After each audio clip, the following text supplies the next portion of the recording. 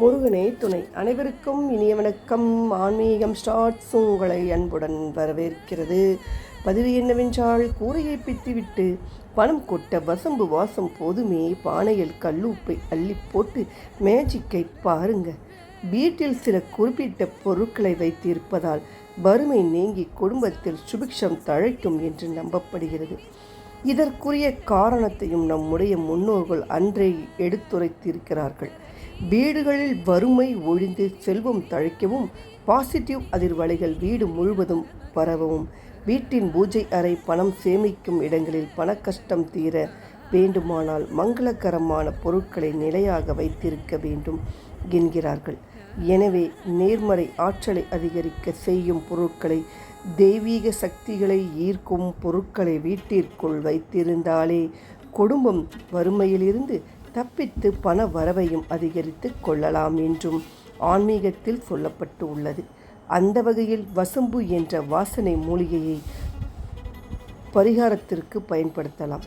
ஒரு மண்பானையில் கல் உப்பை நிரப்பி அதில் ஒரு துண்டு வசம்பை போட்டு அதற்கு மேலும் உப்பை கொட்டி மூடிவிட வேண்டும்.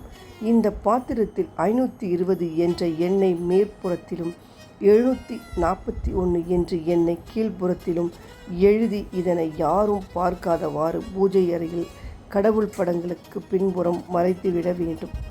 மாதம் ஒரு முறை இந்த பானையை வெளியே எடுத்து அதில் இருக்கும் உப்பை, வசம்பு இரண்டையும் எடுத்துவிட்டு வேறு வசம்பு உப்பை மாற்றிவிட்டு மறுபடியும் யார் கண்ணிலும் படாமல் வைத்திருக்க வேண்டும்.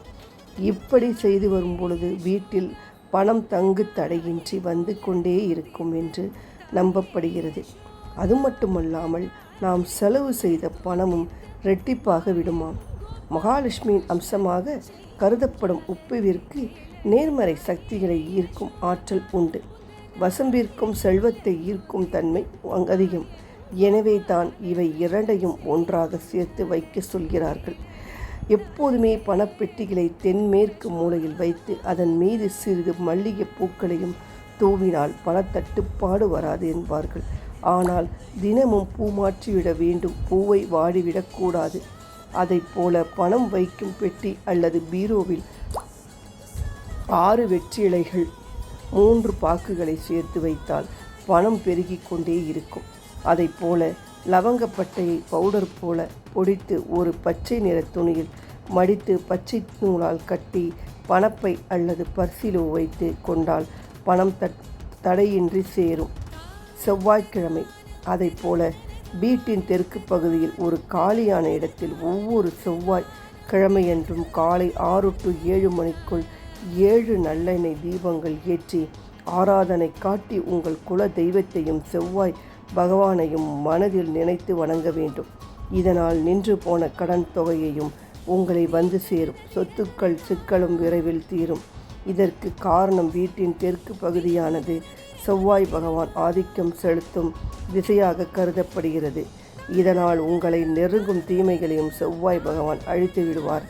எப்போதுமே நாம் சம்பாதிக்கும் தொகையில் குறிப்பிட்ட சதவீதத்தை சேர்த்து வைத்து அதனை அன்னதானத்திற்காக செலவிட்டால் செலவிட்ட தொகையைப் போல் 5 மடங்கு கூடுதலான லாபம் கிடைக்கும் என்பது நம்பிக்கையாகும். அமாவாசை மற்றும் எம்முடைய முன்னோர்கள் இறந்த திதி ஆகிய நாட்களில் முன்னோர்களை மனதில் பிரார்த்தித்து குறைந்தபட்சம் 11 நபர்கள் அன்னதானம் அளித்தால் அதைவிட 11 மடங்கு கூடுதலாக பலம் கிடைக்கும் என்கிறார்கள். இந்த பதிவை நிறைவு செய்து கொள்கிறேன். அடுத்த நல்ல பதிவில் பார்ப்போம். நன்றி, வணக்கம்.